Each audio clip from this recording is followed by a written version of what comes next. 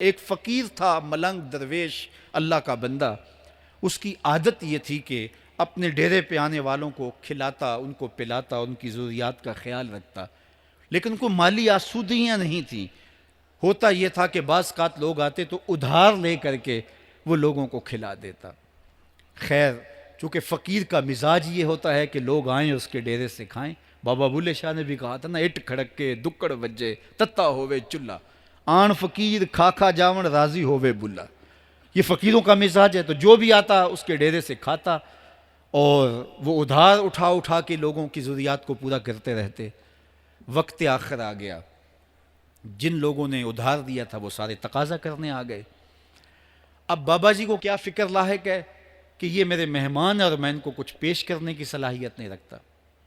ایک بچہ تھا، وہ کچھ سامان بیچ رہا تھا، پتیسا بیچ رہا تھا یا کوئی اور چیز بیچ رہا تھا. اس نے گلی سے گزرتے ہوئے آواز لگائی، خادم کو کہا سے بلا کے لاؤ. کہا تم بیچ رہے ہو تو میرے مہمانوں کو کھلا دو. بچہ بڑا خوش ہوا کہ میں سارا دن گلیوں میں گھوم کے یہ پتیسا بیچنا تھا، اب یہ ایک جگہ ہی سارا فروخت ہو گیا تو یہ تو موج لگ گئی، میں جلدی گھر چلا جاؤں گا، میری ماں خوش ہوگی. تو سارا ان مہمانوں کو کھلا دیا گیا. اور اس کے بعد کہا بابا جی پیسے؟ کہا تم بیٹھ جاؤ، جب ان کو ملیں گے تو تجھے بھی مل جائیں گے.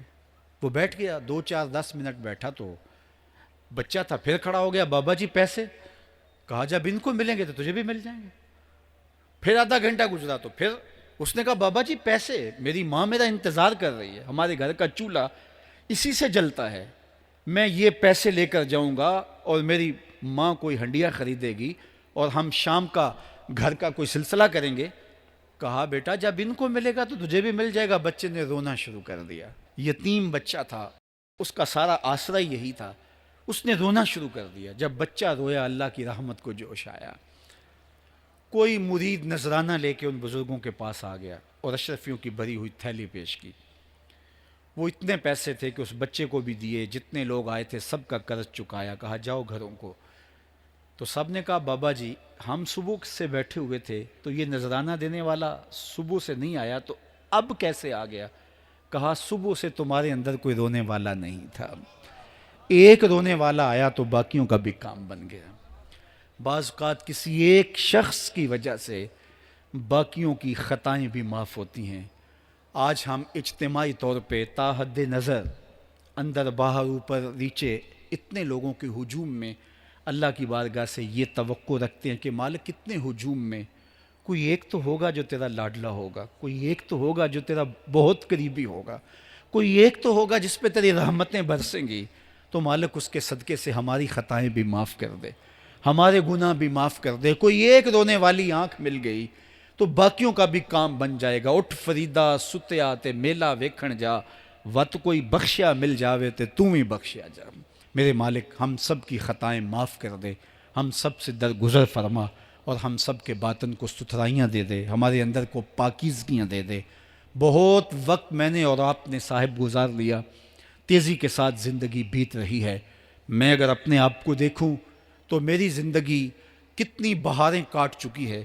اگر آپ اپنے آپ کو دیکھیں، کوئی 60 سال، کوئی 20 سال، کوئی 25 سال، زندگی تیزی کے ساتھ گزر رہی ہے. بندہ جب سوچتا ہے کہ میں 40 سال کا ہو گیا ہوں تو آگے میری زندگی کے اگر 30 سال بھی ہیں تو 30 سال تو کافی ہیں، لیکن وہ پیچھے اگر پلٹ کے دیکھے تو 40 سال یوں گزر گئے جس طرح چٹکی بجائی جاتی ہے.